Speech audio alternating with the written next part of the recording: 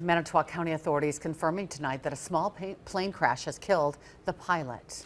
So at first on our First Alert News app, Action 2 News now has video from the scene. Our Samantha Cavalli joins us live with more details. Samantha.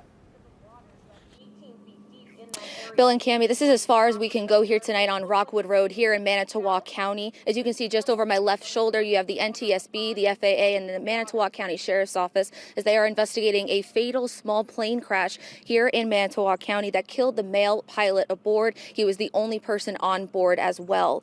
Now, Peter Knudsen from the National Transportation Safety Board says a Lancer 320 went missing sometime yesterday afternoon and was found earlier this morning. Local authorities heard this morning, however, from the Chicago Center Air Traffic Control Center about a small plane that had not arrived at its destination. Now, deputies began checking the area around the Manitowoc County Airport and found the plane submerged in a pond in the town of Kossuth.